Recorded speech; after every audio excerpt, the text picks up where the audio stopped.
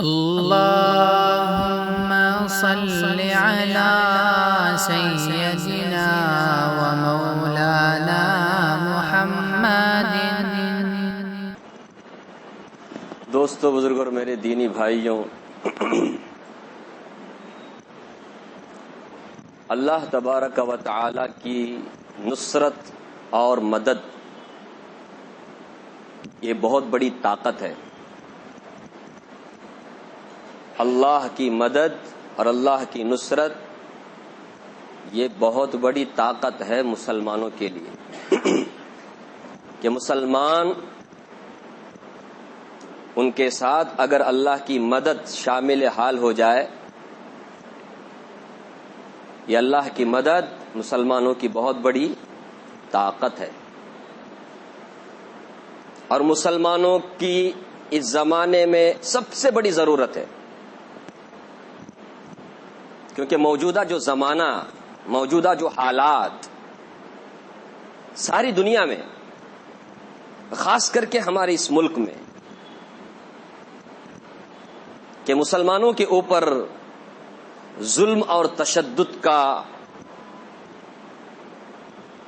جو سلسلہ ہے وہ جو شروع ہوا جنگ آزادی کے زمانے سے اب تک بھی تھما نہیں، بلکہ روز بروز نئے نئے طریقے سے اس میں اضافہ ہو رہا ہے۔ کبھی گائے کے تحفظ کے نام پر، کبھی لو جہاد کے جھوٹے پروپیگنڈے کے نام پر، طرح طرح سے، اور اس میں حکومت بھی شامل ہے، اور پورے طور پر مسلمانوں کو اللہ حفاظت فرمائے، مقدس مقامات مسجدوں کو بھی کیا جا رہا ہے، نشانہ بنایا جا رہا ہے، جلایا جا رہا ہے، توڑا جا رہا ہے، اور مسلمانوں کی حالت ایسی ہو گئی ہے جیسے 32 دانت کے بیچ میں زبان کی حالت ہوتی ہے، ہر طرح سے گھرے ہوئے ہیں۔ جیسے زبان ہے نا، 32 دانت کے بیچ میں باہر جا سکتی ہے، اندر گھری ہوئی ہے، لیکن یاد رکھیں یہ 32 دانت کبھی گر جاتے ہیں، زبان سلامت رہتی ہے انشاءاللہ۔ مسلمانوں کو تو سلامت رہنا ہی ہے، کیونکہ اللہ رب العالمین کی جو مدد ہے وہ مسلمانوں کے ساتھ ہے۔ ان ینصرکم اللہ فلا غالب لکم، اگر اللہ تمہاری مدد کرنے پہ آئے تو تم پر کوئی بھی غالب نہیں آ سکتا۔ ساری عالمی طاقت آج متحد ہو چکی ہے، صرف کافر نہیں، جتنے سارے کفر اور باطل مذہب کے پیروکار ہیں سب اسلام اور مسلمانوں کے خلاف متحد ہو چکے ہیں، ہاتھ دھو کر پڑے ہیں، بولتے نا ایسا بہانہ سے کیا کر رہے ہیں، مسلمانوں پہ حملہ کر رہے ہیں۔ لیکن اللہ کا وعدہ ہے ساری دنیا کی طاقت اکٹھی ہو جائے اور مسلمانوں کو مٹانا چاہیں، اللہ فرماتے ہیں کہ اللہ تمہاری مدد کرنے پہ آئے تو تم پر کوئی بھی غالب نہیں آ سکتا، تمہیں کوئی ہرا نہیں سکتا۔ تم تعداد میں کم ہونے کے باوجود بھی تم کیا ہو، غالب ہو۔ تم کمزور ہونے کے باوجود بھی اللہ تمہیں قوی بنائیں گے، مضبوط بنائیں گے۔ تم بظاہر مغلوب ہونے کے باوجود بھی اللہ تمہیں کیا کریں گے، غالب کریں گے۔ یہ اللہ تعالیٰ کا وعدہ ہے، اور اللہ تبارک و تعالی اپنے وعدے میں کبھی مکرتے نہیں۔ اللہ رب العالمین کا وعدہ ہے، ہم کبھی وعدہ کرتے تو ہمارے پیچھے کوئی طاقت نہیں ہوتی، وعدہ کر جاتے ہیں، اس کے بعد میں ہمارے پاس کیا ہے، جو کچھ بھی ہے وہ دیا ہوا اللہ کا ہے نا جی، لیکن اللہ کے پاس کسی کا دیا ہوا نہیں ہے۔ وہ جب جو بات کہتا ہے اس کی بات سچی پکی۔ اللہ رب العالمین نے قرآن کریم میں جگہ جگہ مسلمانوں کو تسلی دی ہے، ایسے جب حالات آتے ہیں مایوس ہونے کی ضرورت نہیں، ہمت ہارنے کی ضرورت نہیں۔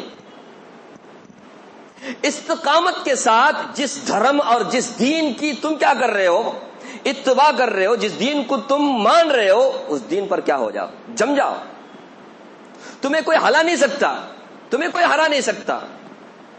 اللہ تعالیٰ نے قرآن کریم میں فرمایا وَكَانَ حَقًّا عَلَيْنَا نَصْرُ الْمُؤْمِنِينَ، اللہ کا فرمان ہے کہ ہمارے اوپر فرض ہے مسلمانوں کی مدد کرنا. فرض اللہ تعالیٰ اپنے اوپر ذمہ داری لے رہے. وَكَانَ حَقًّا عَلَيْنَا نَصْرُ الْمُؤْمِنِينَ. یہ ہماری ذمہ داری ہے کہ مسلمانوں کی ہم کیا کریں؟ مدد کریں. اسی طرح اللہ تعالیٰ نے ایک جگہ فرمایا وَاللَّهُ أَعْلَمُ بِأَعْدَائِكُمْ وَكَفَى بِاللَّهِ وَلِيًّا وَكَفَى بِاللَّهِ نَصِيرًا. اللہ تعالیٰ تمہارے دشمنوں کو اچھی طرح جانتا ہے. مسلمانوں سے خطاب ہے. تمہارے کون دشمن ہیں، کون سے پارٹی والے دشمن ہیں. بظاہر دوست بھی کیا ہو رہا ہے؟ تمہارا دشمن ثابت ہو رہا ہے. جس پارٹی کو تم اپنا رکھوالا سمجھتے ہو وہ بھی تمہارا کیا بن رہا؟ دشمن بن رہا. تمہارے دشمنوں کو اللہ اچھی طرح جانتا. اللہ فرماتے ہیں لیکن وَكَفَى بِاللَّهِ وَلِيًّا وَكَفَى بِاللَّهِ نَصِيرًا. لیکن تمہارا رکھوالا بننے کے لیے اللہ کافی ہے، تمہارا مددگار بننے کے لیے اللہ کافی ہے، اور کسی کی تمہیں مدد کی ضرورت نہیں. ایک جگہ اللہ تعالی نے فرمایا اِنَّا لَنَنْصُرُ رُسُلَنَا وَالَّذِينَ آمَنُوا فِي الْحَيَاةِ الدُّنْيَا وَيَوْمَ يَقُومُ الْأَشْهَادُ.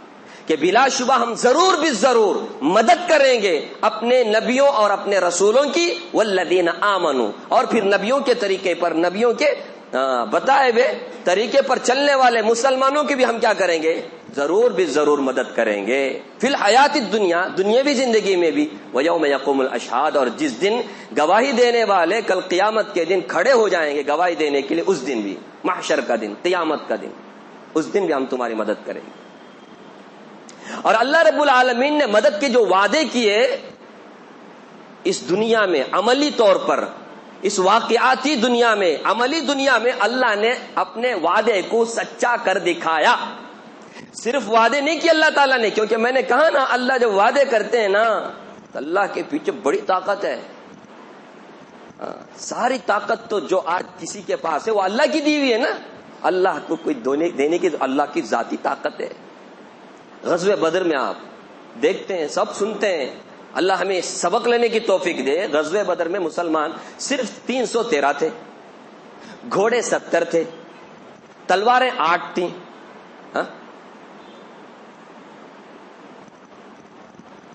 اونٹ 2 تھے، اور مد مقابل کفار مکہ میں سے 1000 لوگ آئے تھے اور پورے ہتھیاروں سے لیس، اور ان کے پاس صرف کتنی تلواریں؟ 8 تلواریں. اللہ تعالیٰ نے فرمایا وَلَقَدْ نَصَرَكُمُ اللَّهُ بِبَدْرٍ وَأَنْتُمْ أَذِلَّةٌ. ذرا اس زمانے کو یاد کرو، بدر کے اس زمانے کو کہ تم بدر میں بے سر و سامان تھے، اللہ نے تمہاری مدد فرمائی. 313 ہونے کے باوجود مسلمان کیا ہو گئے؟ جیت گئے، کامیاب ہو گئے. اللہ صرف وعدہ نہیں کرتے، کر کے دکھاتے ہیں. غزوہ احزاب کا وہ واقعہ اللہ نے بیان کیوں کیا قرآن کریم میں؟ ارے سبق لو نا جی. اللہ وعدے پہ پکے ہیں، سچے ہیں، اللہ سچے، اللہ کا وعدہ سچا. غزوہ احزاب میں سارے کفار اکٹھے ہو چکے تھے، یہودی بولو، نصرانی بولو، منافق بولو، اور کھلم کھلا کفر کرنے والے بولو، سب متحد ہو چکے تھے اور سب ارادہ کر چکے آئے تھے کہ آج اسلام کا بھی مسلمانوں کا بھی نام و نشان ختم کرنا ہے، جسے ہم غزوہ خندق بولتے ہیں. اللہ نے کیا فرمایا؟ یا ایھا الذین آمنوا اذکروا نعمت اللہ علیکم اذ جاءتکم جنود فارسلنا علیہم ریحا وجنودا لم تروها وجنودا لم تروها. اللہ نے مدد فرمائی مسلمانوں کے ایسے موقع پر جبکہ ان کی بڑی جماعت آ چکی تھی، پورے متحد فوج ان کی آئی تھی مسلمانوں کو مٹانے کے لیے، خود مدینے پر حملہ کیے تھے. تو اللہ تعالیٰ نے ہوا کے ذریعے سے کیا کر دیا؟ مدد کی. اور ایسی فوج سے اللہ نے مدد کی جس کو کوئی دیکھ نہیں سک رہا تھا، اندیکھی بندیکھی ایسی فوج سے اللہ نے مدد کی مسلمانوں کی. اللہ فرما رہے ایمان والو اذکروا، اللہ کو یاد کرو جب اللہ نے تمہارے اوپر ایک انعام کیا. اذ جاءتکم جنود، جبکہ تمہارے کو مٹانے کے لیے ایک بہت بڑی فوج آئی، بہت بڑا لشکر آیا. فارسلنا علیہم ریحا، ہم نے ان کے اوپر ایسی تیز ہوا بھیجی، خوف و ہراس کے اس ماحول میں وہ تتر بتر ہو گئے، بھاگ گئے، کوئی بھی نہیں رہا، ٹکا نہیں، پورا مدینہ چھوڑ کے بھاگ گئے. یہ اللہ کی مدد ہے، اللہ نے کر کے دکھایا، وعدہ صرف کیا نہیں. غزوہ احد میں بھی اللہ رب العالمین نے کامیاب کیا تھا، لیکن ایک اجتہادی غلطی کی وجہ سے مسلمان کیا ہو گئے؟ پھر سے ناکام ہو گئے. 70 صحابہ شہید ہو گئے. رسول اکرم صلی اللہ تعالی علیہ وسلم کا دانت مبارک اسی موقع پر شہید ہوا. لہو لہان ہو گیا، آپ خون آیا آپ کے چہرے پر، خوت کی وہ کڑیاں کیا ہو گئی, لوہے کی جو ٹوپی ہوتی ہے وہ چبھ گیا آپ کو, جس کی وجہ سے آپ کا گال بھی کیا ہو گیا, زخم ہو گیا, زخمی ہو گیا. اور اسی موقع پر بھی اللہ تبارک و تعالیٰ نے تسلی کی بات کہی مسلمانوں سے کہ وَلَا تَهِنُوا وَلَا تَحْزَنُوا وَأَنْتُمُ الْأَعْلَوْنَ إِن كُنتُم مُؤْمِنِينَ. تمہیں غمزدہ ہونے کی ضرورت نہیں, ہمت کم ہمتی کرنے کی ضرورت نہیں. وَلَا تَهِنُوا وَلَا تَحْزَنُوا, ہمت ہارنے کی ضرورت نہیں, غمزدہ ہونے کی ضرورت نہیں. وَأَنْتُمُ الْأَعْلَوْنَ, تم ہی کامیاب ہو, تم ہی سربلند ہو, تم ہی باعزت ہو. ان کنتم مؤمنین, بشرطے کہ تم ایمان والے ہو. تم اگر ایمان والے ہو نا تو تمہارا کوئی بھی کیا نہیں کر سکتا, بگاڑ نہیں سکتا. تم ہی کامیاب ہو, تم ہی سربلند ہو, تمہاری عزت رہے گی. یا اللہ تبارک و تعالیٰ نے واقعاتی دنیا میں, عملی دنیا میں اپنے وعدے کو سچا کر دکھایا. اس لیے یہ جو موجودہ حالات ہیں, ایسے میں ایک ایمان والا جس کا ایمان اور یقین اللہ کی ذات پر کیسا ہے, ایک دم پختہ ہے, وہ کبھی کیا نہیں ہوتا, مایوس نہیں ہوتا. کیونکہ ایمان والا تو اس دنیا کو آزمائش کی جگہ سمجھتا ہے, امتحان کی جگہ سمجھتا ہے. اور امتحان کون لیتا ہے؟ لینے والا, پیدا کرنے والا ہے. وہ ہمارا امتحان لیتا ہے, ایمان کا لیتا ہے. مجھے ایک واقعہ یاد آیا, یہ بڑا سبق آموز واقعہ ہے. اس سے ہمیں ایک سبق ملتا ہے, ذرا غور سے سننا. 7ویں صدی کا وہ زمانہ تھا جبکہ ساری دنیا پہ قریب آدھی دنیا پر مسلمانوں کی حکومت تھی. خلافت عثمانیہ سنا نا آپ نے, اسلامی مملکت کا ایک بادشاہ اس زمانے میں محمد علاء الدین خوارزم. چنگیز خان کا نام سنا ہوگا آپ نے, تاتاریوں کا بڑا بادشاہ چنگیز خان. چنگیز خان اور اسلامی مملکت کے بادشاہ محمد علاء الدین خوارزم کے درمیان میں ایک تجارتی معاملہ اور تجارتی کسی وجہ سے کیا کہتے ہیں تعلقات قائم ہو چکے تھے. ایک غلط مخبری کی وجہ سے, ایک غلط فہمی کی وجہ سے, کسی نے غلط خبر کر دی, اس کی وجہ سے محمد خوارزم جو اسلامی مملکت کے بادشاہ تھے, انہوں نے چنگیز خان کے قافلوں اور اس کے قاصد کو قتل کر دیا. یہ غلط فہمی ہوئی تھی. اب بھڑک اٹھا چنگیز خان, وہ بھی بڑا بادشاہ تھا اس زمانے میں. تو اس نے کیا کیا, اسلامی مملکت پر حملہ کر دیا.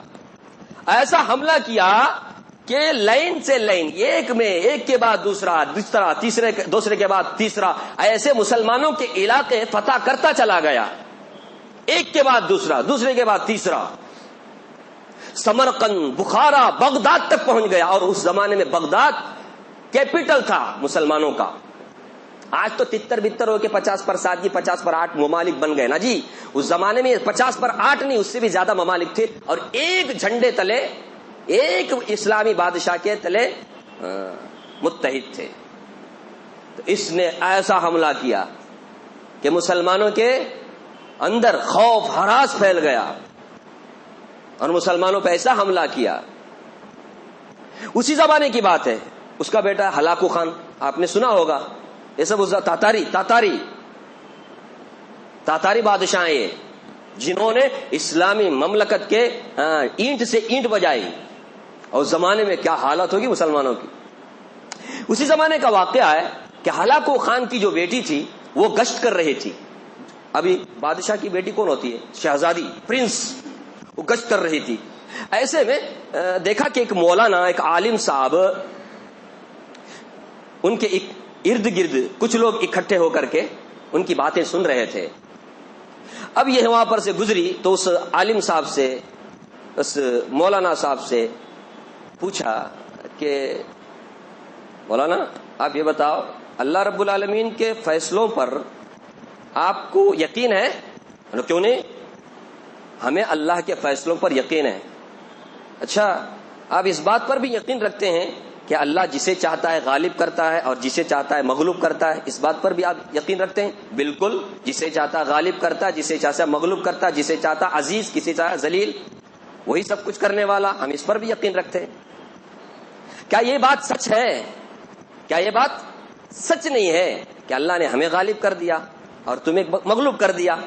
اس نے کہا بالکل صحیح ہے, اس میں بھی کوئی جھوٹ نہیں ہے, بالکل سچ ہے. اللہ نے ہمیں مغلوب کیا, تمہیں غالب کر دیا. تو اس نے پھر سے ایک سوال کیا شہزادی نے، تو یہ اس بات کی علامت نہیں ہے، نشانی نہیں ہے کہ اللہ ہمیں چاہتا ہے اور تمہیں نہیں چاہتا؟ نہیں سمجھے؟ کیونکہ ہم غالب آ گئے، ساری دنیا اللہ کے ہاتھ میں، تو ہم کو اللہ نے مملکت دی، حکومت دی، تمہیں کیا کر دیا؟ مغلوب کر دیا، تمہیں ذلیل کر دیا. تو یہ اس بات کی علامت ہے کہ اللہ ہمارے ساتھ ہے، تمہارے ساتھ نہیں ہے. یہ شہزادی نے کہا. تو اس مولانا نے کیا کہا، اس عالم صاحب نے کیا کہا، یہ سنانا مجھے مقصد ہے، میرا مقصد یہی سنانا ہے. اس عالم صاحب نے کہا بالکل یہ غلط بات ہے، یہ جو تم نے کہا یہ غلط بات ہے، تم غالب آ گئے اس وجہ سے تم کو اللہ پسند کر رہے، غلط بات ہے. پھر یہ تو حقیقت ہے نا، یہ زمینی حقیقت ہے کہ ہم غالب ہیں، تم مغلوب ہو. تم کو اگر اللہ چاہتا تو تم جیتتے، تم ہارتے نہیں. تو عالم صاحب نے کہا ایسی بات نہیں ہے. تم نے کبھی چرواہا کو دیکھا ہے؟ چرواہا بکریوں کو چرانے والا. ہم میں سے چونکہ ہم لوگ ماشاءاللہ سٹی میں رہتے ہیں، لیکن جو بکرے کے بیپاریاں ہیں نا وہ شاید جان سکتے یہ بات کو. جو بکرے چرانے والے چرواہے ہوتے ہیں وہ ریوڑ کے ریوڑ چراتے ہیں، یہ ایک دو بکرا نہیں، اور باپ 100 200 300 بکرے. ایک چرواہا کیا کرتا ہے؟ اسے کنٹرول کرتا ہے. تو چرواہا کبھی کبھی اپنے ریوڑ کے پیچھے کتا کو کیا کرتا ہے؟ بھگاتا ہے. کبھی دیکھا ہے؟ اس نے کہا ہاں بالکل. وہ کیوں بھگاتا ہے؟ بکریوں کے پیچھے کتا کیوں بھگاتا ہے چرواہا؟ وہ اس لیے بھگاتا ہے کبھی کبھی ریوڑ سے دور نکل جاتی ہیں کون؟ بکریاں. اور چرواہے سے دور نکل جاتی ہیں بکریاں، اور آواز لگاتا ہے چرواہا بکریوں کو کہ آؤ اس طرف، تو وہ باندھتے نہیں، آتے نہیں. تب یہ چرواہا کیا کرتا ہے؟ کتے کو چھوڑ دیتا ہے. تو جب کتے کو چھوڑتا ہے تو وہ بکریاں سیدھا کہاں آ جاتی ہے؟ ریوڑ میں آ جاتی ہیں اپنی حفاظت کے لیے. کیونکہ بھیڑیا اور کتا اکیلی بکری کو کیا کرتا ہے؟ کھاتا ہے. ریوڑ میں ہو، اکٹھے ہو تو کھاتا نہیں ہے. ہاں بالکل صحیح. ہاں ایسا ہی سمجھو، ظالم حکمران جو ہے نا کتے کے مانند ہے مسلمانوں کے لیے. اللہ رب العالمین اپنی طرف رجوع کرنے کے لیے بندوں پر، خاص بندے مسلمانوں پر کیا کرتے ہیں؟ ظالم حکمرانوں کو مسلط کرتے ہیں. یہ کتوں کی طرح ہیں، انہیں اللہ نے پیچھے لگایا ہے مسلمانوں کے، تاکہ مسلمان کیا ہو جائیں؟ متفق ہو جائیں، ایمان اعمال صالحہ کی طرف رجوع کریں. سب سے بڑی طاقت اللہ کی طاقت ہے، اللہ کی طرف رجوع کریں. اس لیے اللہ تبارک و تعالی تمہارے کو ہمارے اوپر کیا کیا ہے؟ مسلط کیا ہے. اللہ نے چاہا تو اللہ کی مدد ہمارے ساتھ ہی ہوگی. ایک زمانہ آئے گا کہ ہم غالب آئیں گے اور تم کیا ہو جاؤ گے؟ مغلوب ہو جاؤ گے. یہ ان عالم صاحب نے کہا. یہ جو آج حالات ہے نا، ان ظالموں کو اللہ نے کیا کیا؟ ہمارے اوپر مسلط کیا ہے. اس ریوڑ والے واقعے سے آپ سمجھو، بات میں ایسا ہی ہوا. اللہ رب العالمین کا کرنا ایسا ہوا، اللہ نے مدد کی مسلمانوں کی. بعد میں مصر کا بادشاہ مظفر سیف الدین، ان کے ہاتھوں تاتاریوں کو اللہ نے شکست دی. تاتاری ہار گئے. نہ صرف یہ کہ اللہ نے تاتاریوں کو ہرایا، بلکہ تاتاریوں میں اللہ رب العالمین نے ایسے لوگوں کو پیدا کیا جو اسلام کے شیدائی بن گئے. اور صرف اسلام کے شیدائی نہیں، بلکہ تاتاری قوم ایک زمانے میں کیا کی؟ انہوں نے مسلمانوں پر حکومت کی. مسلمان بن گئے، مسلمان بن گئے. اسی کو اللہ میں اقبال نے کہا کہ کیا کہتے ہیں؟ پاسباں مل گئے کعبہ کو صنم خانے سے. کعبہ کی حفاظت کرنے والے بن گئے کون؟ بت پرست قوم. اللہ جی، اللہ بہت بڑے. جب مسلمان کیا ہو جاتے ہیں؟ ایمان اعمال میں کمزور ہو جاتے ہیں، اللہ سے دور ہو جاتے ہیں، تو اللہ تعالیٰ اپنے اسلام اور دین کا کام کن سے بھی لے لیتے ہیں؟ ایسے تاتاری اور ظالم لوگوں کو ہدایت دے کر ان سے اللہ کیا لیتے ہیں؟ اسلام کا کام لیتے ہیں، دین کا کام لیتے ہیں. اللہ ہمارا محتاج نہیں ہے، ہم محتاج ہیں اللہ کے دین کے، ایمان کے، اللہ کے، قرآن کے، حدیث کے. ہم محتاج ہیں، اللہ ہمارا محتاج نہیں. تو میں یہ عرض کر رہا تھا، مسلمان کبھی بھی کون سی بھی صورت حال آ جائے مایوس نہیں ہوتا، لیکن مطلوبہ شرائط چاہیے. اللہ رب العالمین مسلمانوں کو آزمائیں گے، جس طرح ظالم حکمران کو مسلط کر کے اللہ تعالی ہمارا امتحان لے رہا ہے. ہم کس طرح سے اللہ تبارک و تعالیٰ کے اس فیصلے پر کیا کرتے ہیں.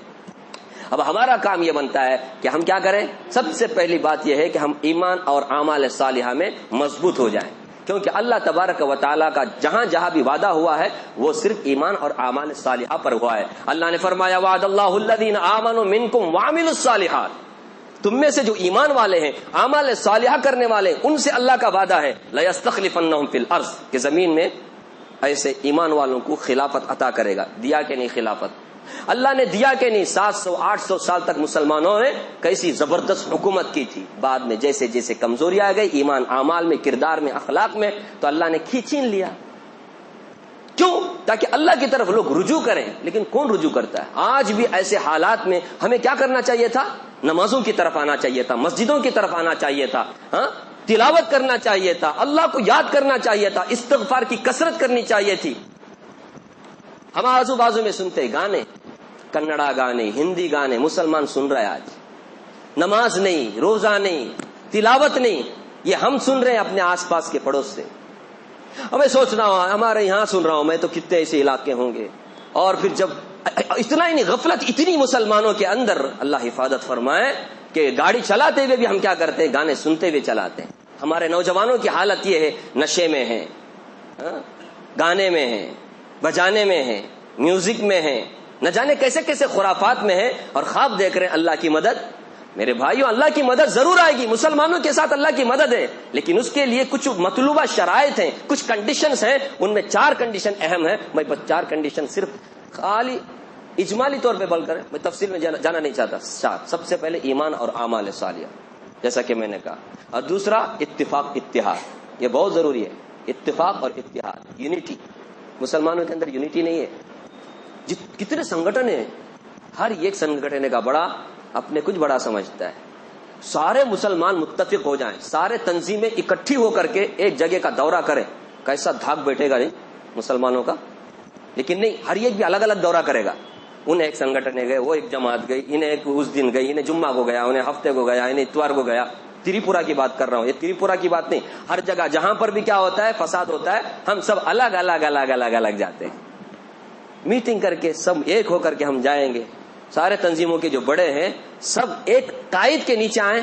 ابھی تک بھی توفیق نہیں ہوئی مسلمانوں کو. اللہ نے فرمایا جب تک اتحاد اتفاق تمہارے اندر نہیں ہوگا نا، یاد رکھنا تمہاری ہوا اکھڑ جائے گی. آپس میں اختلاف رہے گا نا، تمہاری طاقت کا کوئی اعتبار نہیں. تمہیں کوئی بھی طاقت، تمہاری بول کو بھی مول نہیں. تم جو بولتے نا اس کو بھی مول نہیں. وہ سمجھتے ہیں ان کے اندر یونٹی نہیں ہے، پھر انہیں کیا بولتا ہے. اگر یونٹی رہے گی نا تو ہمارا جو قائد ہوتا ہے، نائک ہوتا ہے، لیڈر ہوتا ہے نا، اس کے بعد میں دم ہوتا ہے. یونٹی نہیں ہے ہمارے اندر، ہمارا قائد ایک نہیں کئی ہے، تو پھر ہمارا کیا نہیں ہے، کہیں بھی سنائی نہیں دیتا. پارلیمنٹ میں بھی نہیں، اسمبلی میں بھی نہیں، کہیں بھی نہیں. اتفاق نہیں. اور تیسری چیز کیا ہے کہ ہمیں اللہ کی دین کی مدد کرنا ہے. یعنی خود بھی دین پر عمل کرتے ہوئے ہمارے اعمال اور کیریکٹر، جہاں پر بھی ہم جاب کر رہے ہیں، کاروبار کر رہے ہیں، دکانداری کر رہے ہیں، کسان ہیں، کھیتی باڑی کر رہے ہیں، محنت مزدوری کر رہے ہیں، جس لائن میں بھی ہم کام کر رہے ہیں اس لائن میں ہم اپنا کردار اور اخلاق سے کیا کر سکتے ہیں، غیر مسلموں کو متاثر کر سکتے ہیں کہ وہ مجبور ہو کر کے کیا کریں، کیا کون بھائی یہ فرشتہ ہے، یہ کوئی انسان نہیں ہے. اس طرح ہم اپنے اخلاق کیا کریں، دکھائیں. وہ بھی نہیں. یہ بھی ضروری ہے کہ اللہ نے کیا فرمایا، ان تنصر اللہ ینصرکم. اگر تم اللہ کی مدد کرو گے اللہ تمہاری مدد کرے گا. اللہ کی مدد کیا، اللہ کو کیا مدد کی ضرورت ہے؟ نہیں، اللہ کے دین کی مدد. اللہ کے دین کو جس طرح اللہ کے رسول صلی اللہ علیہ وسلم نے قربانی دے کر ہم تک پہنچایا. 2 بیٹیاں طلاق ہوئی، آپ صلی اللہ علیہ وسلم کے دانت مبارک شہید ہوا، آپ لہو لہان ہوئے، کیسی کیسی تکلیفیں آپ صلی اللہ علیہ وسلم نے اٹھائی، تب جا کر کے یہ دن ہم تک پہنچا. تو اس دین کے لیے ہم اتنا بھی نہیں کر سکتے کہ ہم دین پہ عمل کرتے اپنے اعمال اور کردار سے کیا کریں. زبان سے تو نہیں بول سکتے، کم از کم کردار، کیونکہ کردار عمل ہے نا، یہ سب سے بڑی دعوت ہے. ہمارے کردار ایسے نہیں ہے. وہ بولتے ہیں نا، وہ سینٹرل مارکیٹ، میں کسی کا نام نہیں لے رہا، مارکیٹ کا نام لے رہا ہوں. وہاں کا غیر مسلم بولتا ہے ایک مسلمان مجھے ایسا بچاؤ جو سچ بول کر کے بیپار کرتا ہے، میں اب بھی مسلمان ہوتا ہے، بولتا ہے. وہ پکی بات ہے، یہ کہ ہوے کی بات نہیں ہے. ایک بھی مسلمان تم بتاؤ میرے کو یہاں سچائی کے ساتھ بیپار کرتا ہے، میں ابھی مسلمان ہوتا ہوں، ایسا بولتا ہے. سچائی نہیں ہے. تجارت میں کتنا اچھا فیلڈ ہے یہ دین کو عام کرنے کے لیے. سچائی، یار مسلمان نقصان اٹھاتا ہے لیکن جھوٹ نہیں بولتا، ایسا ذہن نہیں ہے. وہ مسلمان رکھو، مسلمان سے ڈرتا ہے غیر مسلم.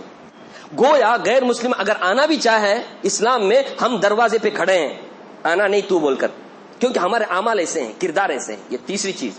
اور چوتھی چیز کیا ہے، ہم کچھ تیاری بھی کریں فزیکل.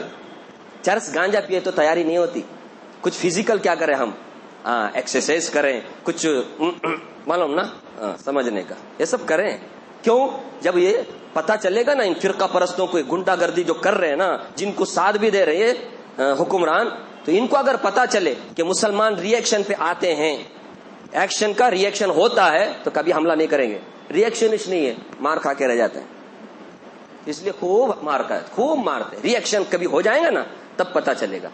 تو ہمیں تیاری بھی کرنا ہے. اللہ نے فرمایا وَأَعِدُّوا لَهُم مَّا اسْتَطَعْتُم مِّن قُوَّةٍ وَمِن رِّبَاطِ الْخَيْلِ تُرْهِبُونَ بِهِ عَدُوَّ اللَّهِ وَعَدُوَّكُمْ وَآخَرِينَ مِن دُونِهِمْ. اللہ نے فرمایا ایسی طاقت تم اکٹھی کرو، ایسی تیاری کرو تم، ایسے ہتھیار. وہ زمانے کے حساب سے کون سا بھی ہتھیار ہو سکتا ہے. میڈیا بھی ایک ہتھیار ہے. میڈیا بھی کیا ہے؟ ایک ہتھیار ہے. اس سے بھی کیا کر سکتے تم؟ ہاں، مغلوب کر سکتے سامنے والے کو. اس سے بھی تم کیا کر سکتے؟ بہت بڑا ہتھیار. تبھی تو آج جو حکمرانی والے جو حکمرانی کر رہے کس کے ذریعے سے؟ سچی بولو، میڈیا کے ذریعے سے. سچ کو جھوٹ، جھوٹ کو سچ کر کے پیش کرتے. ہاں، تو بیچارے ظالموں کے مطلب مسلمانوں کے حق میں، جو مظلوموں کے حق میں آواز اٹھانے والوں کو جیل بھیجا جا رہا ہے UAPA کے ایکٹ کے ذریعے. کس طرح سے ظلم ہو رہا ہے. یہ سب ساری باتیں چھپاتے ہیں جو مظالم ہیں مسلمانوں کے. تو میڈیا بھی ایک طاقت ہے. تو طاقت اکٹھی کرو. جب پتہ چلے گا نا فرقہ پرستوں کو کہ مسلمان کا ری ایکشن ہونے والا ہے، اللہ کی قسم کھا کے کہتا ہوں وہ کیا نہیں کریں گے؟ حملہ نہیں کریں گے. اور ری ایکشن نہیں ہوتا ہے نا، اس کے لیے وہ لوگ خوب حملہ کرتے. تو یہ چوتھی چیز ہے. یہ 4 مطلوبہ شرائط ہیں. اللہ مجھے بھی آپ کو بھی دین کی صحیح سمجھ عطا فرمائے.